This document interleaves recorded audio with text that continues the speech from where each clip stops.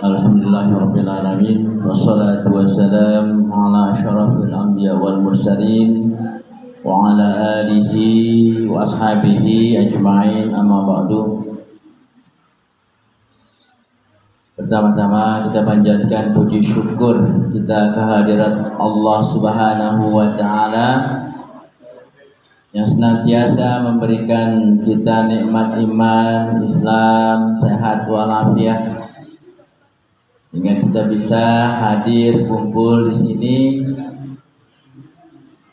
dalam rangka pesantren kilat yang kali ini alhamdulillah pesantren kilat ini kita dihadiri dari saudara kita yang jauh dari Palestina, Al-Quds, Al-Aqsa, di mana dikatakan Allah Subhanahu wa Ta'ala adalah negeri yang penuh dengan keberkahan. Mudah-mudahan saudara kita yang hadir di sini juga memberikan keberkahan bagi kita semua. Amin ya rabbal alamin. Salawat dan salam kepada junjungan kita baginda besar Nabi Muhammad SAW. Anak-anakku sekalian, insyaallah beliau akan memberikan sedikit ceramah kepada kita semua. Tentunya ceramah yang berkaitan dengan Ramadan, walaupun ditambah sedikit dengan ceramah tentang sekitar Palestina, ya, yang kemarin Al-Aqsa itu diserang oleh Yahudi. Jika saudara-saudara kita di sana sedang melaksanakan i'tikaf, dan memang orang-orang Yahudi bahkan orang Nasrani, ya, mereka nggak bakalan rela, nggak bakalan redok sampai kita tunduk sama mereka. Itu juga sudah diisyaratkan di dalam Al-Quran, lan tardu ankal yahud walan nasara hatta tattabi'a millatahum. Mereka tidak redho ya, sampai kita mengikuti mereka. Kita akan terus berjuang, ya. Palestina tidak sendiri, bersama kita, khususnya dengan orang-orang Indonesia. Indonesia merdeka, yang pertama kali mengakui kemerdekaan Indonesia adalah Palestina. Masya Allah, ya. Dengan diakuinya kemerdekaan kita, maka Indonesia menjadi negara yang merdeka. Itu Palestina. Nah, sekarang mereka juga sedang berjuang, ya, untuk memerdekakan diri. Namun perjalanan ternyata tidak semudah apa yang didapatkan oleh kita, oleh Indonesia. Ya, mudah-mudahan pada kesempatan siang hari ini ya, kita mendapatkan pencerahan, dan ya tentunya selain doa yang diharapkan dari kita semua untuk kemerdekaan Palestina, ya mungkin juga sedikit ya rezeki yang kita miliki, ya kita infakkan juga ya untuk kemerdekaan Palestina. Mudah-mudahan kemerdekaan Palestina akan tercapai dalam waktu dekat, insya Allah. Anak-anakku sekalian, mohon dalam kondisi seperti ini mohon didengarkan, jangan ada yang ngobrol ya. Jangan ada yang ribut ya, kita dengarkan dengan khusyuk. Ya, mudah-mudahan kita juga akan mendapatkan nikmat dari Allah Subhanahu wa taala di bulan Ramadan ini, khususnya mendapatkan keberkahan, mendapatkan kerahmatan Allah Subhanahu wa taala. Barangkali itu yang bisa Bapak sampaikan. Dan untuk selanjutnya insyaallah nanti beliau akan menyampaikan 2-3 patah kata yang insyaallah juga akan sedikit diterjemahkan oleh Ustazah Eva Muslifah. Pada Ustazah Eva Muslifah, fadhil masykur.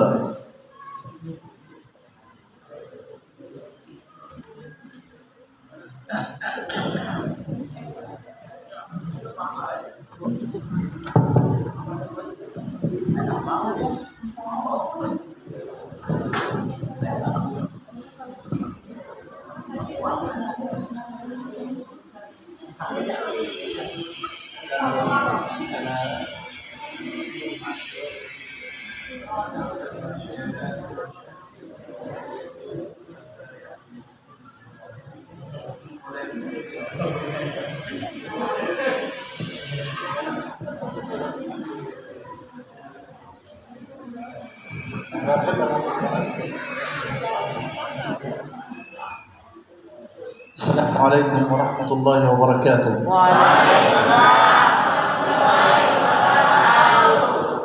Insyaallah.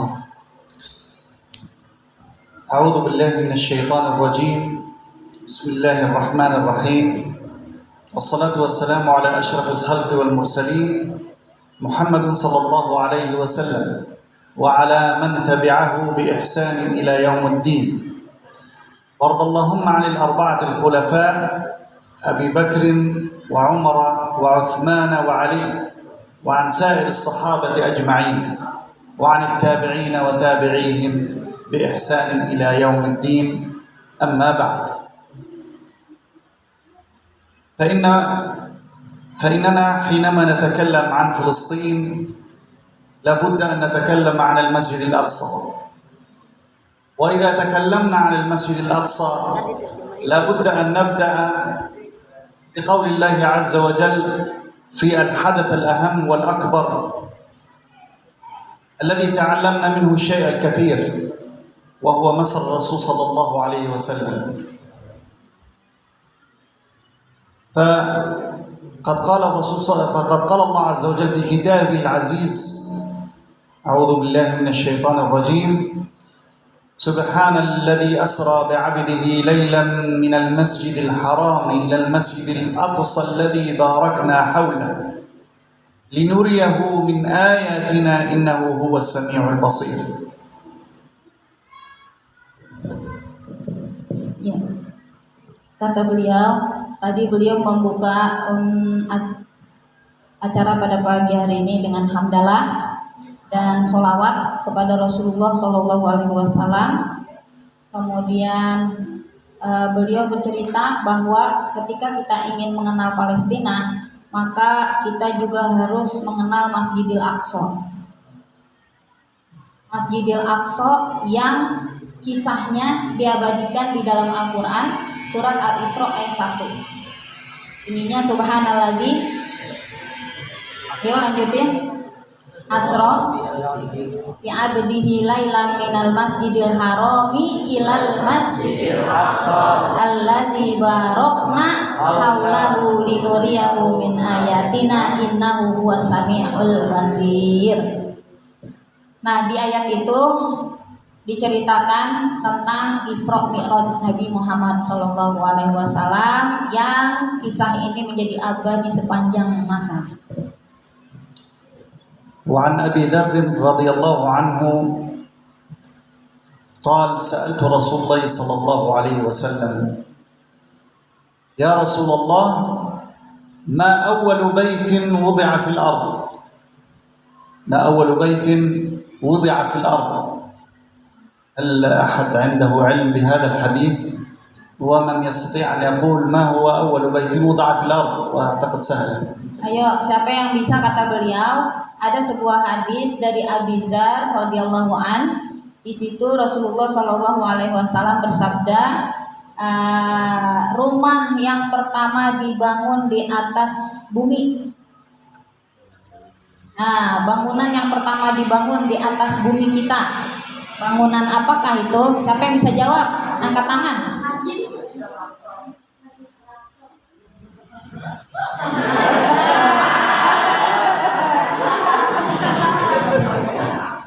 Jaki pede banget. جواب بسرعة.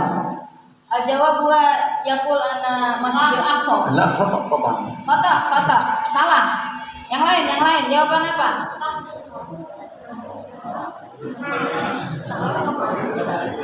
Ini gampang banget kata beliau. Ini نعم من persoalan. قال؟ Sebut masjid apa lagi yang ada? يعني Hah? من قال الحرام؟ Nah, Naila. Nah. Fugiro. Ahmad. هي التي قالت؟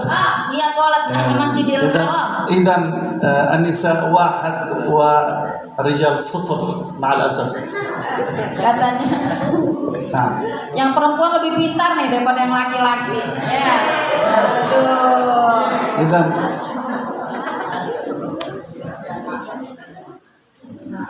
ما أول بيت هذه موجودة في القرآن. إن أول بيت وضع للناس للذي ببكة مباركة وهي موجودة في القرآن. Ada di Quran, padahal jawabannya kata beliau waladzi إن أول بيت وضع للناس للذي ببكة mubarak. أي بكة أي مكة هي نفسها مباركة. Itu ayat yang dibaca oleh beliau sebagai dalil bahwa yang pertama dibangun di muka bumi adalah Masjidil Haram. لذلك إذا قرأنا القرآن نتدبره إن شاء الله لا ننسى.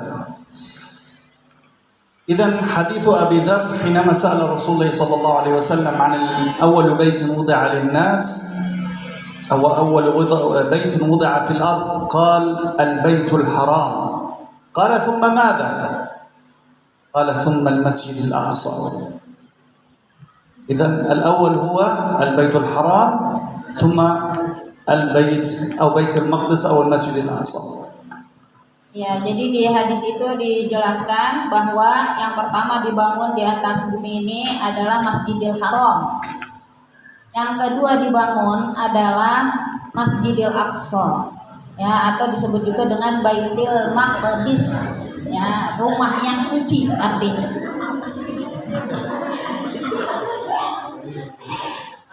وهنا سنتكلم عن الإسراء والمعراج ولكن ليس بتفصيل ولن أتكلم عنها كسرد للقصة فالكل يعلمها. هذا إن شاء الله يعني ما أفكر فيه. نتكلم فقط عن سؤال لماذا أسري بالرسول صلى الله عليه وسلم من البيت الحرام وهو أعلى قدرا.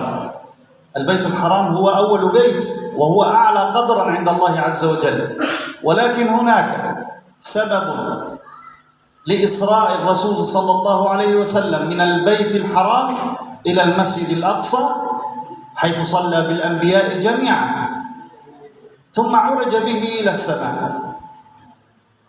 وهنا نتساءل لماذا أسري بالرسول صلى الله عليه وسلم إلى بيت المقدس ولم يذهب مباشرة من البيت الحرام؟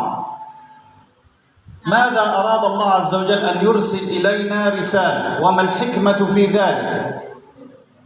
Ya, beliau jelaskan ya bahwa ketika kejadian Isra Mi'raj Nabi Muhammad SAW itu perjalanan yang dilakukan di malam hari dari Masjidil Haram ke Masjidil Aqsa. Kenapa harus ke Masjidil Aqsa dulu? Kenapa enggak langsung aja naik ke langit 7? Kata beliau. Sama. لنعرف هذا الجواب أو لكي نتعلم هذا الجواب لابد أن ننظر في حديث ميمونة رضي الله عنها التي سألت الرسول صلى الله عليه وسلم: أفتنا يا رسول الله في بيت المقدس. قال: هي أرض المنشر والمحشر. Ya, jadi untuk bisa menjawab pertanyaan tadi, ya, kenapa harus ke Masjidil Aqsa, nggak langsung ke langit 7 Isra Mi'raj itu?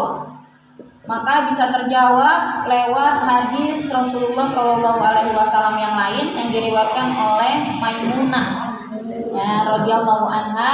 Di situ beliau meminta fatwa kepada Rasulullah tentang Baitul Maqdis, ya. لذلك فالجواب الذي يكمن في ذلك والحكمة والله أعلم أن أبواب السماء لا تفتح إلا من فوق المسجد الأقصى، وأنه لا عروج إلى السماء إلا من عند المسجد الأقصى. هذا هو ما قاله العلماء في تفسير هذه الحادثة العظيمة، ولقد علمها الرسول صلى الله عليه وسلم وعلمها الصحابة والمسلمون في ذلك الوقت. فبعد فتح مكة، بعد أن فتحت مكة، أول ما فكر الرسول صلى الله عليه وسلم هو بتجهيز جيش لمقاتلة الروم وتحرير المسجد الأقصى. Ya, jadi di hadis itu dijelaskan apa keutamaan daripada tanah Palestina itu sendiri, ya, yaitu sebagai ardul mansyar wa ardul mahsyar. Ya, nanti kita tuh kalau udah meninggal, ya, akan dibangkitkan dari tanah, ya, di sana yang disebut dengan Biladus Syam, ya, negeri Syam, ya. Nah, jadi tidak akan dibuka, ya, pintu surga, ya, itu sampai kecuali kalau lewat Masjidil Aqsa, ya. Kemudian juga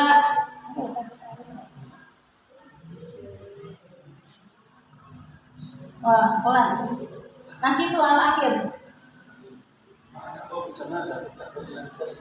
Iya, jadi tidak dibuka langit itu tidak dibuka kecuali dari atas Masjidil Aqsa, ya. Langit tidak akan terbuka kecuali dari atas daripada Masjidil Aqsa. Nah, soalnya nanti. Nah. Oh ya, jadi setelah Fathu Makkah, ya, jadi ada kisah, kalian belajar sejarah kan SKI, ada kisah Fathu Makkah, penaklukan kota Mekah, ya, itu ditaklukkan oleh Rasulullah Shallallahu Alaihi Wasallam. Yang pertama kali Rasulullah lakukan setelah menaklukkan kota Mekah itu adalah beliau mempersiapkan tentara untuk menyerang Romawi, ya, untuk membebaskan Masjidil Aqsa. فجهز سرية، السرية هي الجيش الصغير، يعني أول تجهيز له لمقاتلة الروم بقيادة الصحابي الجليل الحب بن الحب، هذا لقبه، أريد اسمه الحب بن الحب، وقد كان والده بقي عند رسول الله صلى الله عليه وسلم، الاسم الوحيد الذي يذكر في القرآن هو اسم والده. من يعرف اسم والده؟ لا أريد أن أسأل عن الحب بن الحب، ولكن أريد أن أسأل عن الحب نفسه، وهو مولى رسول الله صلى الله عليه وسلم، وكان يخدم رسول الله صلى الله عليه وسلم، وكان في بيته، وقد ذكر اسمه في القرآن. Ya. Jadi kata beliau, ada salah satu sahabat Rasulullah Shallallahu Alaihi Wasallam yang namanya satu-satunya disebut di dalam Al-Quran, Ibnul Hub. Al-Hibbu Ibnul Hib. Ana urid ismu Abu. لا أريد اسمه، سأقول اسمه إن شاء الله، الحب بن الحب، ولكن من هو الحب نفسه؟ من هو مولى رسول الله صلى الله عليه وسلم الذي ذكر اسمه في القرآن؟ أحد الصحابة الذي ذكر اسمه في القرآن فقط هو ذكر، وكان الرسول صلى الله عليه وسلم يحبه كثيرا، لذلك سمي بالحب، حب رسول الله صلى الله عليه وسلم. Ya, jadi namanya satu-satunya yang disebut di dalam Al-Quran, ya, dia adalah seorang sahabat, budak, ya, budak, maulah budak daripada Rasulullah Shallallahu Alaihi Wasallam. Ada yang tahu gak? Syabab, jawab. Sahabat yang ini katanya yang laki, coba jawab. Siapa nama sahabatnya? Maulana Bilal bin Rabah.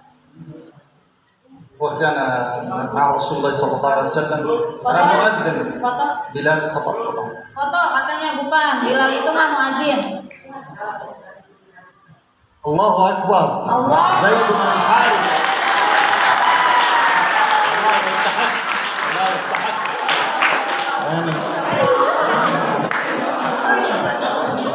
هذا لم يعرفها يعني من ذهبت إلى المدرسة الثانوية ولم يعرف هذا الاسم، وكان يقرؤون القرآن الاسم في الشريعة، مدرسة للشريعة، ويستحق Alhamdulillah. الصبر.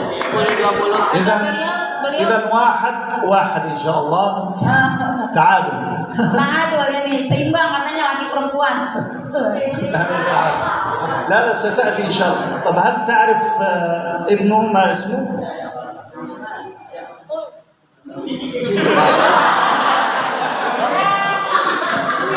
Abi.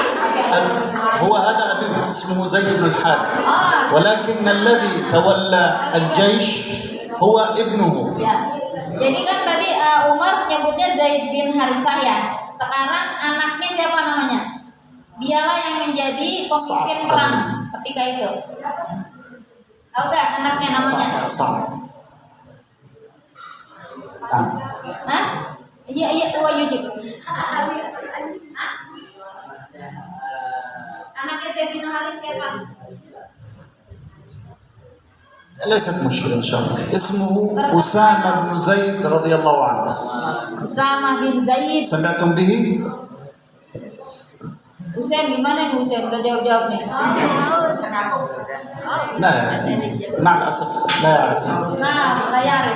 أسامة بن زيد هو الذي ولاه الرسول صلى الله عليه وسلم على أول جيش أو أول سرية ذهبت لتقاتل الروم، ولكن الرسول صلى الله عليه وسلم وافته المنية ولم يستطع إكمال الجيش وإرساله، فجاء أبو بكر الصديق رضي الله عنه وعلم برسالة الرسول صلى الله عليه وسلم وجهز الجيش، رغم أنهم في ذلك الوقت كانت حروب الردة وكان في أشد الحاجة إلى الجيش، فجهزه وأرسله لقتال الروم بقيادة من؟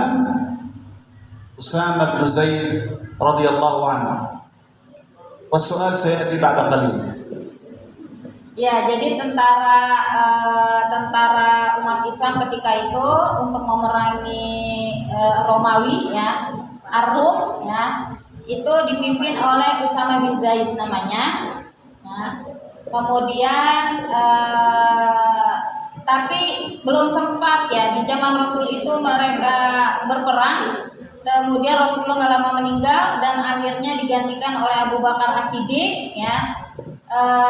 Dan di masa Abu Bakar As-Siddiq itu ada ini murtad ya. Jadi ada beberapa umat Islam yang murtad ya karena merasa tidak bisa menerima ya dengan kematian wafatnya Rasulullah Shallallahu Alaihi Wasallam ya, disuruh bayar zakat nggak mau bayar zakat ya itu, jadi disebutnya dengan riddah ya.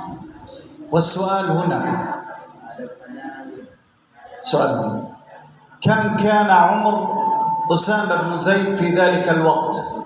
Nah, ini ada pertanyaan lagi. Ayo, tadi kan seimbang tuh udah, yang laki dan perempuan. Umurnya ya panglima perang ketika itu yang bernama Usamah bin Zaid, berapa umurnya menjadi panglima perang? نعم كم كان عمره؟ كم كان أسامة بن Ayo زيد؟ jawab. 20 tahunan bu. Husain. 20 tahunan. Gua yakul isyrina sana. يعني قريب. Belum. Dikit lagi tanya. Ada itu di buku. Ya. Huwa yaqul 18 sana. ولماذا لم يقل 19؟ والجواب الصحيح هو 19. أحدهم قال 20 والثاني 18 وترك 19. Iya, jadi Husain jawab 20, dia jawab 18. Sebenarnya yang benar tuh 19.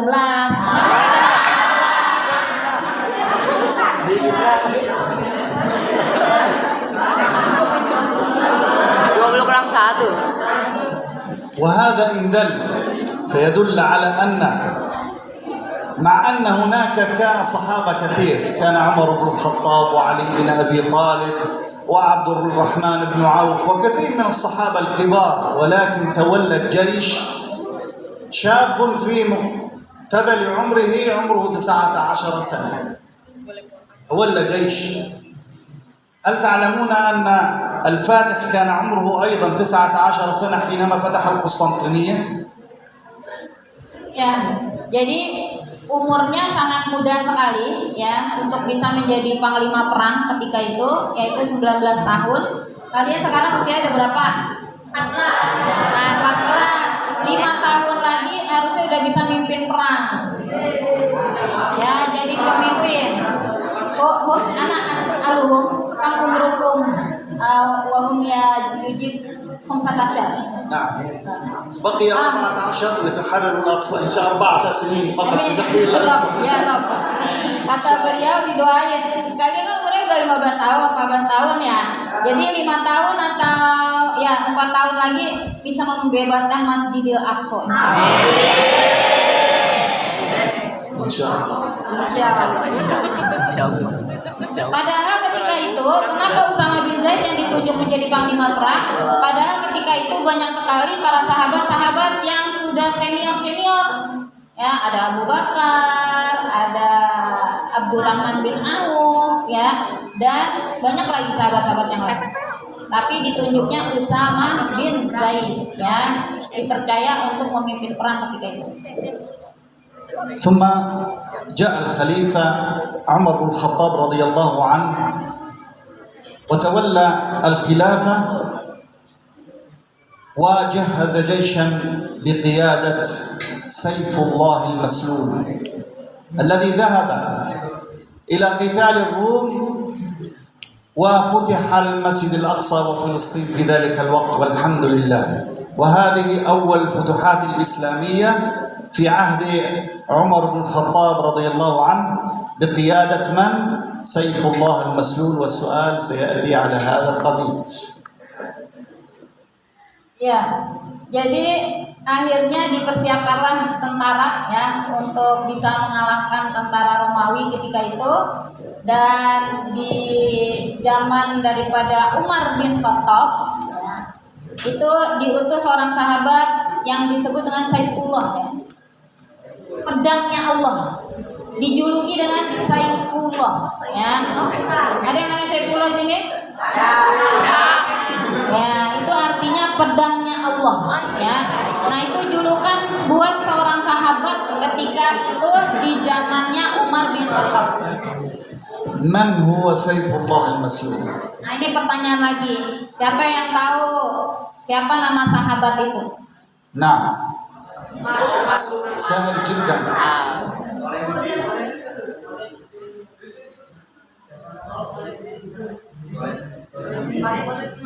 صحيح. ما شاء الله.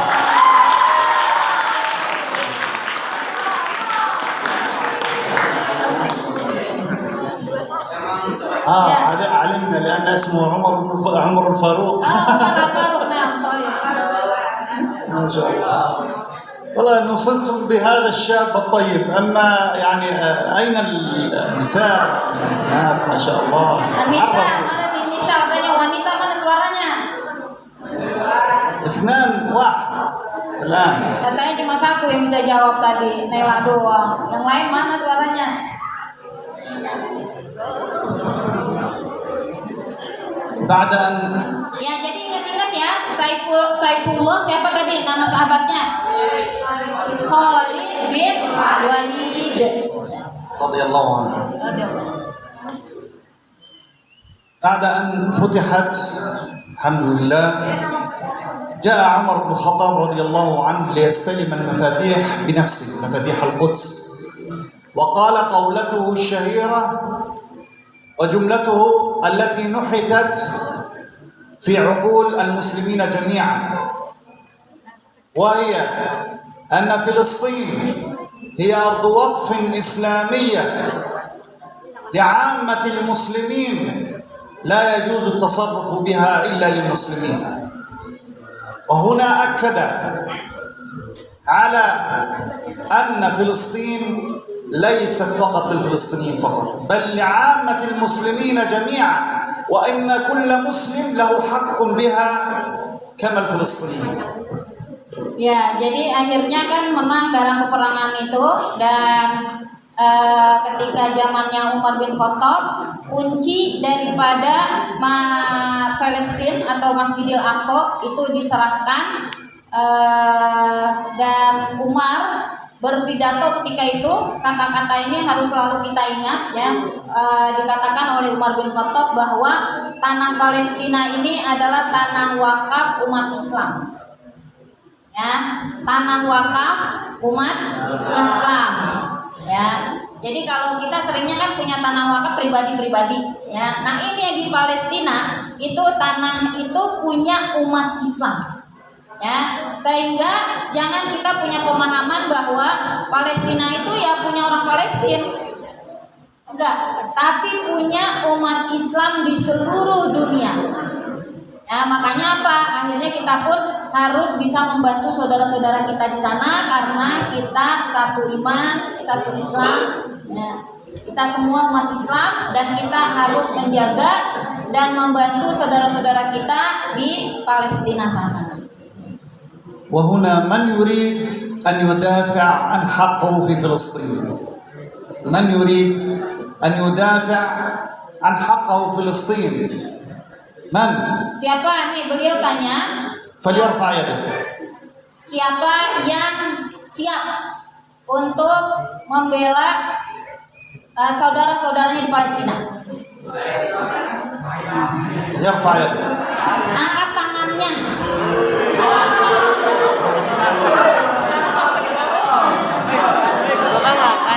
ما شاء الله. Masya Allah, kulluhum. كلهم يريدون. الحمد لله. الحمد لله. Alhamdulillah. Kalau dia naik apa? Kayak pahalu. هنا الحمد لله فلسطين والمسجد الأقصى دائما حاضرة في عقول المسلمين وستبقى هكذا إلى يوم القيامة بإذن الله عز وجل. Jadi Palestina dengan Masjidil Aqsa itu akan selalu seperti itu di pikiran kita umat Islam sampai hari kiamat. Insya Allah akan kekal seperti itu. ثم بعد ذلك جاءوا الصليبيين واحتلوا المسجد الأقصى. Datang tentara salib ya, kemudian mereka menjajah ya Masjidil Aqsa. فانتفض لها صلاح الدين الأيوبي رضي الله عنه. تفضل. Ya, kemudian ada pejuang ya panglima yang bernama Salahuddin Al-Ayyubi. وقاتل الصليبيون الذين قد قتلوا في المسجد الأقصى 200,000 مسلم في باحة المسجد الأقصى في ذلك الوقت. Ya, beliau memimpin peperangan ketika itu ya, jumlah kaum musliminnya 100.000 ya,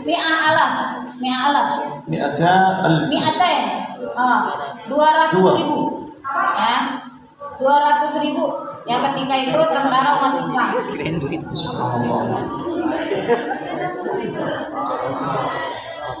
ولكن الحمد لله حرر المسجد الأقصى للمرة الثانية، والآن المسجد الأقصى وفلسطين تحت احتلال الصهاينة، والمسلمين يقتلون هناك وينتظرون ليس صلاحا واحدا ولا عمرا واحدا، ينتظرون كل من اسمه وليس اسمه صلاح وليس اسمه عمر، بل ينتظرون المسلمين جميعا. فماذا نحن فاعلون؟ ماذا نستطيع أن نفعل لكي نكون معهم، لنشاركهم في ضغنهم، في مصيبتهم، في جهادهم؟ كيف نستطيع ذلك؟ Ya, dan alhamdulillahnya akhirnya Palestina kembali terbebaskan ya dengan lewat tangan daripada Panglima Salahuddin Al-Ayyubi ya. Dan sekarang Palestina dalam kondisi terjajah lagi oleh Zionis Israel. Ya. Jadi siapakah yang akan menjadi Solah pada zaman sekarang? Salahuddin ya pada zaman sekarang. Siapakah yang akan bisa menjadi Umar bin Khattab ya yang membebaskan Palestina pada zaman sekarang? Dan kami tidak hanya butuh satu orang Salahuddin atau Umar bin Khattab seorang ya. Umar zaman sekarang dan Solah zaman sekarang, tapi kami memerlukan banyak pejuang-pejuang yang bisa membantu perjuangan saudara-saudara kita di Palestina. نعم، هنا يأتي قول الرسول صلى الله عليه وسلم في حديث عن أنس بن مالك رضي الله عنه عن النبي صلى الله عليه وسلم قال: جاهدوا بأموالكم وأنفسكم وألسنتكم. Ya, jadi Rasulullah Shallallahu Alaihi Wasallam memberi nasihat kepada kita semua, ya. Kalau kita ingin membantu saudara-saudara kita di Palestina, maka berjuanglah dengan lisan-lisan kita, dengan tangan-tangan kita, ya, dengan pikiran kita. أما جهاد النفس وهو من أعظم الجهاد فإنهم الآن يقومون بدلا عنا الفلسطينيين والمرابطين في المسجد الأقصى الذين يحتاجون إلى دعمنا بأموالنا وألسنتنا. اللسان هو ما معنى اللسان هنا؟ كيف نستطيع أن نساعدهم باللسان؟ وكيف نستطيع أن نساعدهم بالأموال؟ أما الأموال فسهل، فهو واجب علينا أن نساندهم ونعاونهم، وليس منة ولا صدقة. كيف نمن على من يجاهد بدلا عنا؟ وكيف نتصدق على أرض لنا؟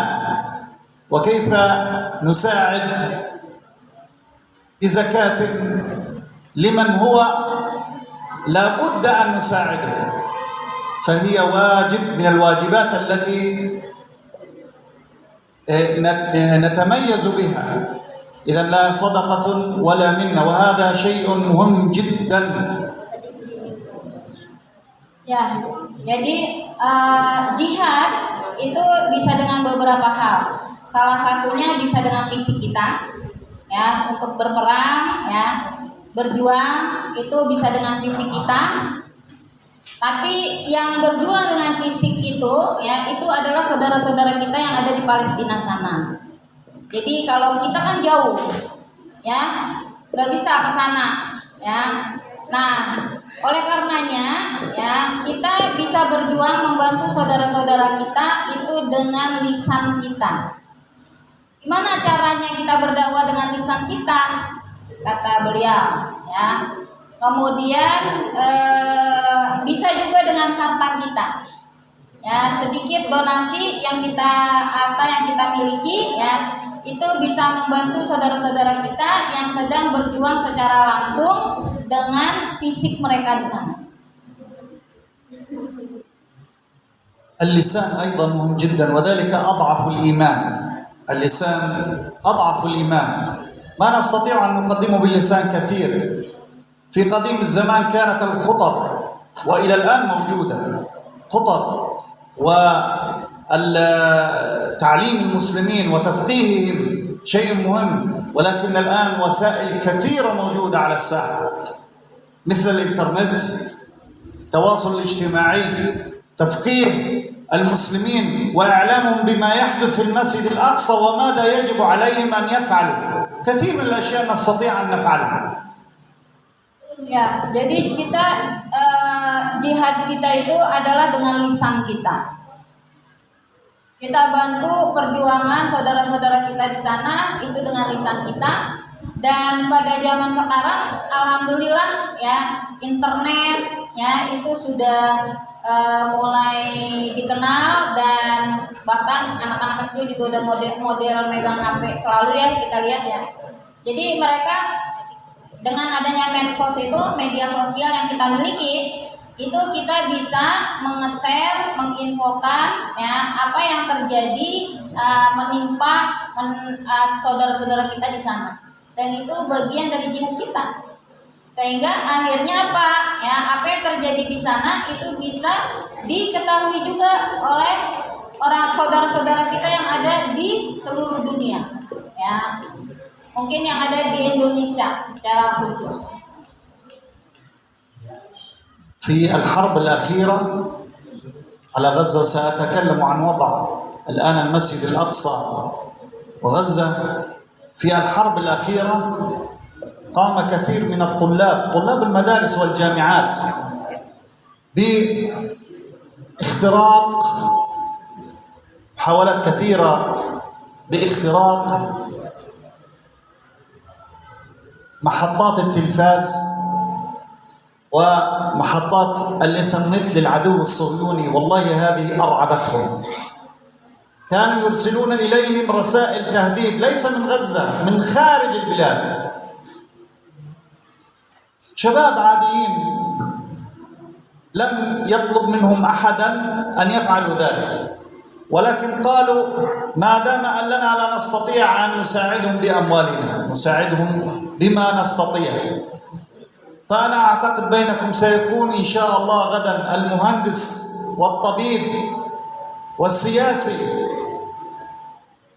والمعلم المدرس، يعني هؤلاء أعتبرهم قادة. إن شاء الله تكونوا كلكم قادة بإذن الله عز وجل، قادة في عملكم، قادة في مجلسكم، قادة في بيتكم. Ya, Syekh mengingatkan kepada kita ya bahwa beliau bercerita tentang perang di Gaza ya. Tahu Gaza? Tahu?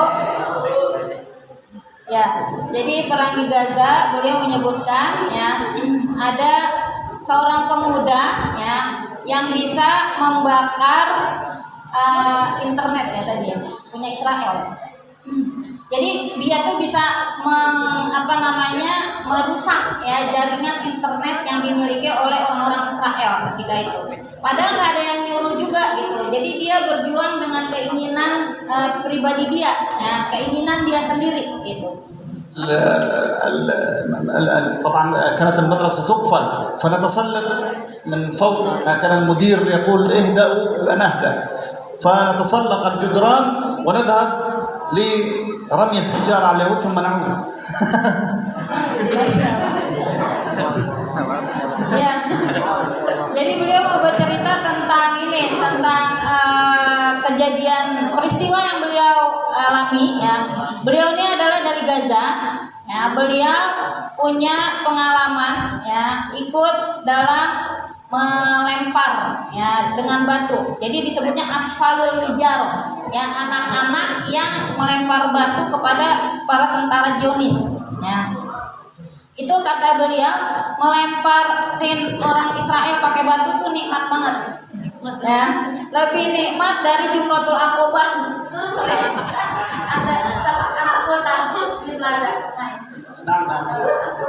Ya, jadi kata beliau tuh ngelemparin orang Yahudi dengan batu ya, itu lebih nikmat kata beliau daripada ngelemparin setan ya ketika Jumratul Aqobah. Kalau haji kan ya ada tuh jumroh kan, melempar batu tuh ya kan, yang dilemparin kan setan ya.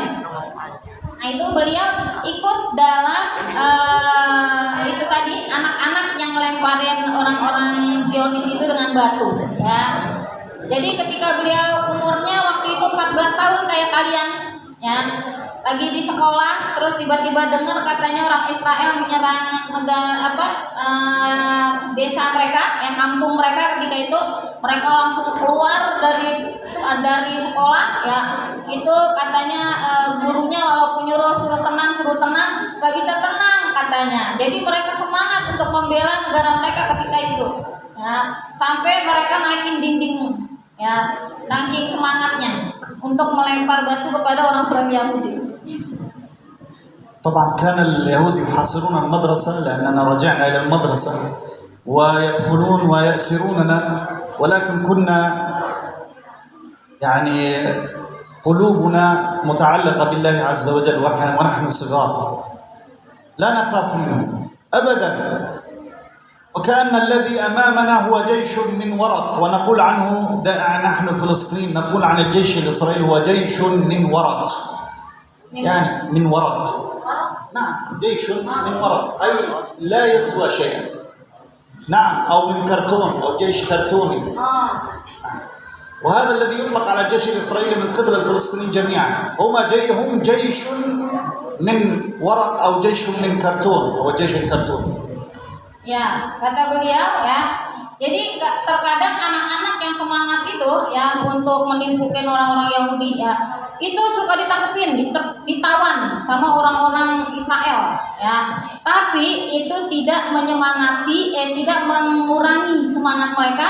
Mereka nggak ada rasa takut sama sekali ya. Padahal mereka juga nggak punya senjata. Sering lihat kan di TV, kadang di berita ya, orang Palestina nggak ada senjatanya, kadang cuma batu doang. Ya, terus yang intifada kedua itu mereka pakai pisau dapur senjatanya.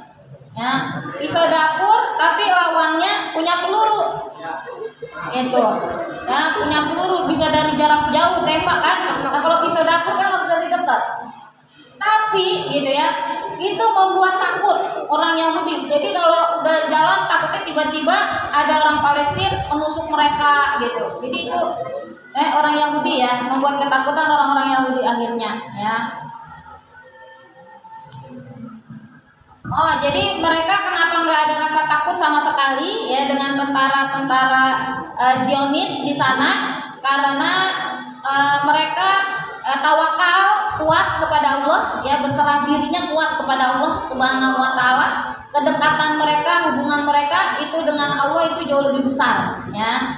Dan mereka menganggap tentara-tentara Zionis itu ya cuma tentara dari kertas. Itu. Nggak ada dari kartun ya, dari karton ya. Jadi nggak ada apa-apanya. Walaupun mereka pakai senjata lengkap, baju lengkap ya, pakai baju tentara ya, tapi nggak membuat mereka takut. Kadang naik tank mereka ya. Subhanallah, kunna حينما يعني ينتهي الرجل على الجيش وكان من أعظم ما نفعل هذه الحجارة. ماذا تفعل؟ كثير من المثبطين نقول عنهم. ما معنى المثبطين؟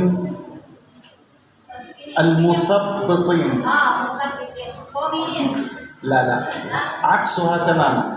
المثبطين، وإياكم والمثبطين. المثبط هذا فقط يأتي لتثبيت الناس وحجبهم عن عمل أي شيء. يعني يقول ماذا تفعل الحجارة يا أخي؟ ماذا ستفعل بالحجارة؟ اجلس في بيتك، لا تذهب إلى لا ليس سكر، هذا مثبط. هذا يريد أن الناس يجلسون مثل ما يجلسون. وهذا هو موجود في القرآن الكريم. الذين قالوا إن الناس قد جمعوا لكم فاخشوهم فزادتهم إيمانا. هؤلاء المثبطين. يعني الناس اليهود قد أتوا سيمسكوك سيأخذوك يعني هو فقط يجلس لإحباط الناس، يحبط الناس. وهذا مثل المنافق، يعني قريب من المنافق. لكن هذا إياكم والمثبطين. أي شيء نستطيع وتستطيع أن تفعله أو تفكر فيه لا تحقرن من المعروف شيئا. أي شيء صغير تستطيع أن تقدمه فقدمه. وكثير من الأشياء موجودة، يعني لماذا أنا ذكرت الحجارة وهي أمام الدبابة؟ وهناك صورة قديمة ولكن مشهورة جدا، طفل صغير في سن العاشر يمسك حجرا أمام دبابة وحجر. هذا شيء يعني عظيم. ماذا سيفعل الحجر؟ تأكد أن الله عز وجل سيضع قدرة الحجر أكثر من الدبابة ويضعف نفوسه، لأن المسلمين كثير من المعارك كانوا ضعفاء، ولكن ايش؟ نصرتم بالرعب، أي يرتعبون وكانوا يرتعشون من الحجارة. والله إنهم كانوا يرتعشون ويرتعبون من قول الله أكبر، كانوا يرتعبون منها، حتى أنهم كانوا يسألون لماذا تقولون الله أكبر؟ Ya,